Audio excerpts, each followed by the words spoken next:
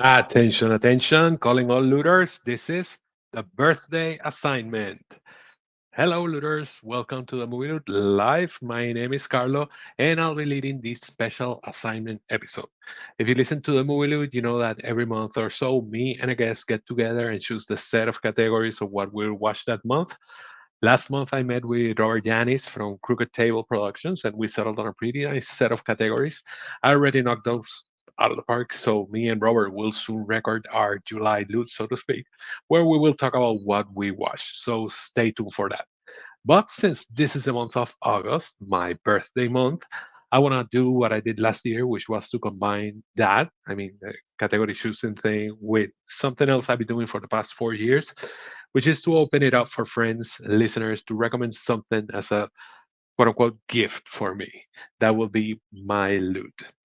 So for that, I already have a set of categories from which I'm going to choose five, and anybody that joins can help me choose from this and maybe even recommend a film that fits that category. Are you ready? I'm going to share my screen so you can see the categories that I've chosen for this month.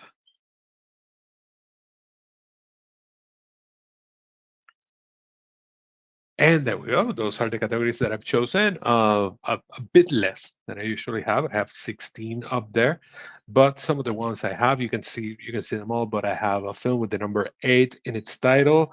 I have a film with a title that starts with the letters O or P. A film from Letterboxd Top 250 films whose ranking includes the number 8.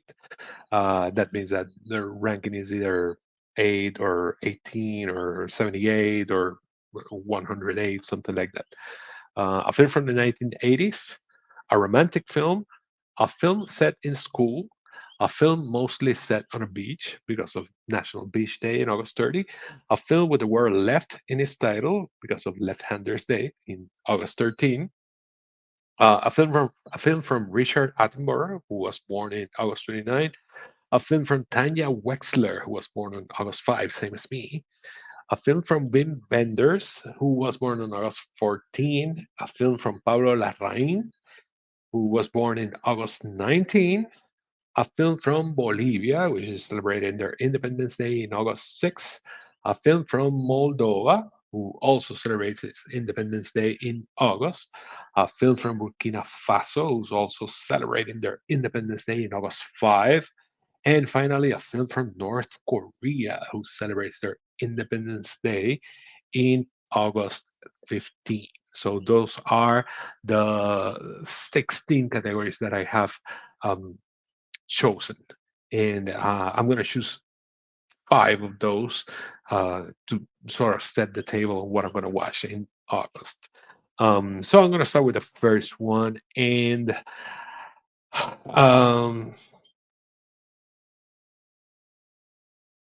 there are a couple that are attractive to me, and obviously that's why I put them in.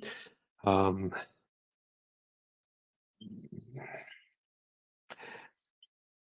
I'm going to choose a film from Wim Wenders because it's definitely a blind spot for me. I haven't seen anything from him, and I know that I probably must have seen something already.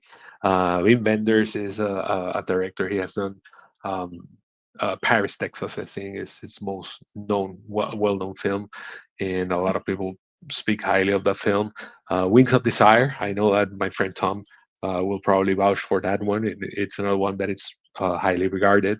And most recently, he directed Perfect Days last year, which was also highly regarded. I think is what it was nominated for best foreign film Oscar. So a film from Wim Wenders finally gonna knock that one out for me. So that would be my first category. Let's see what else I can choose from. Mm,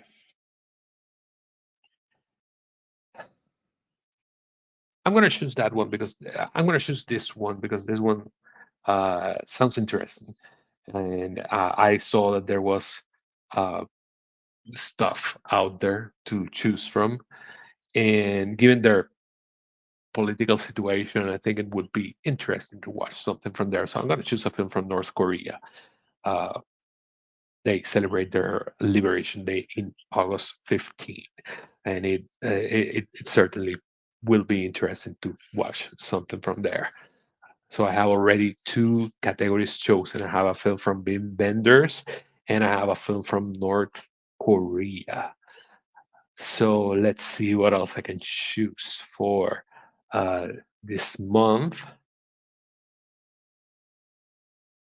Mm,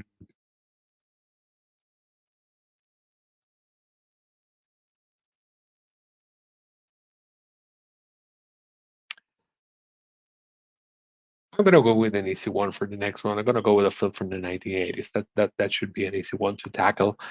Um, so a film from the 1980s.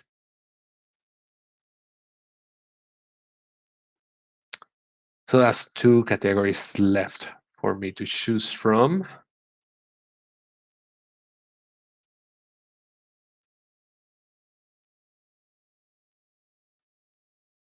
Mm, I'm gonna go with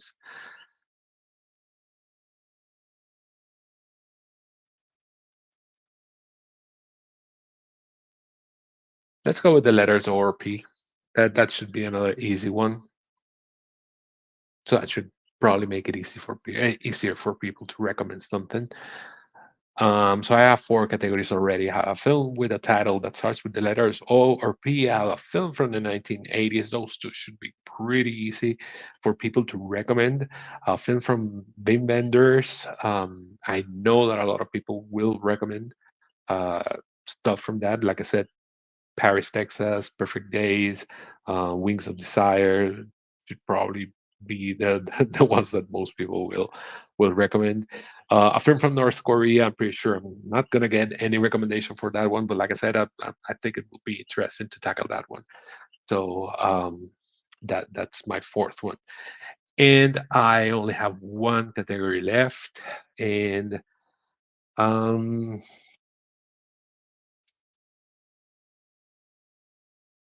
hmm, go with a romantic film. Why not? Let's go with a romantic film. It's I don't mind a good romantic film, even though it's not a category that I usually gravitate towards. But I don't mind. I love a good rom com. I love When Harry Met Sally. I love 500 Days of Summer. I love Once. I love The Apartment. So I really enjoy a good romantic film.